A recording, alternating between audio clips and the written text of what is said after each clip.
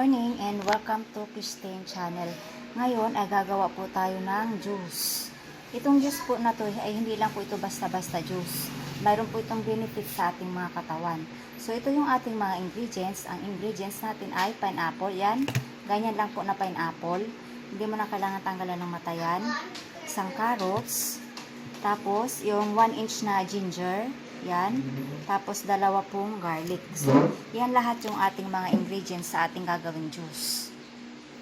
So, ang gagawin lang po natin ay paghahalo-haluin lang natin itong ating gagawing juice dito sa ating juicer. Yan. Ilalagay natin dyan yung carrots. Ating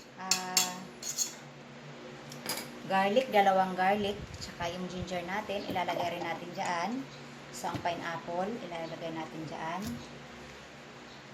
So, yan po.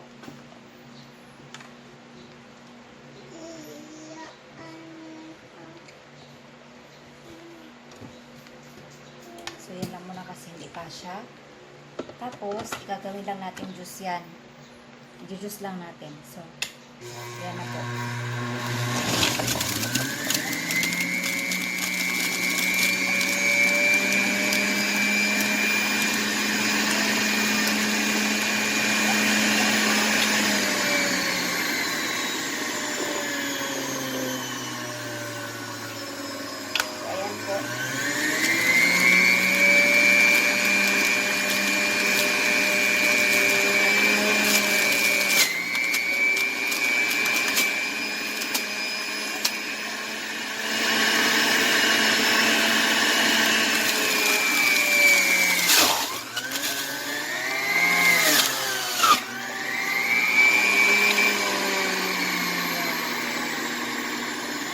Ilalagay natin yung last na pineapple kasi hindi nagkasya kanina. So, ayan.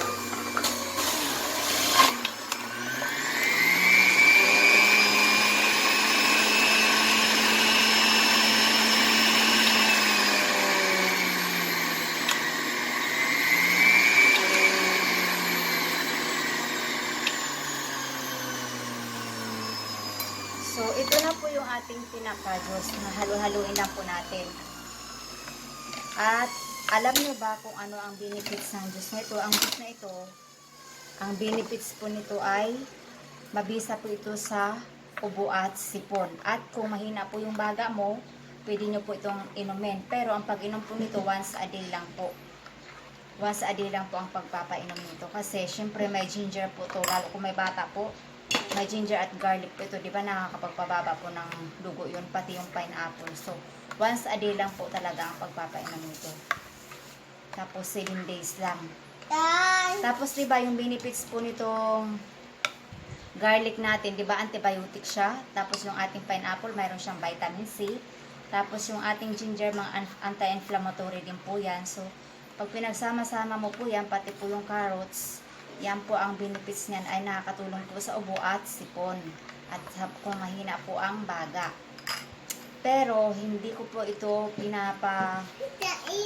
sinasuggest po sa, kung ako ang tatanungin sa mga buntis, bawal po kasi, ang pagkakaalam ko po kasi yung, opo, ang ginger ay bawal po sa buntis, ganun din po yung pineapple, kasi yung pineapple po, nagiging dahilan po yung, ang tawag doon, yung kapag buntis ka ay, yung naninigas yung tiyan. So, yun. So, hindi po ito pwede sa mga buntis. So, ayan po ang juice natin. Isasalin ko lang po siya dito sa ating baso. So, ayan.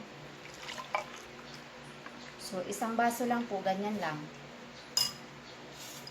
Ang papainom ko po nito, ito kay baby, yung konti lang kasi ayaw naman nito. Tapos ito kay hubby. So, ayan. So, ito na po yung finished product ng ating mix na juice with ginger, pineapple, carrots, and garlic. So, ito po yung ating finished product. So, nasabi ko na rin po yung mga benefits nito. So, thank you guys for watching and please don't forget to like and subscribe. At thank you po doon sa palaging mga nanonood ng aking video. Maraming salamat po. So, thank you po sa inyo. Bye and enjoy your drinks.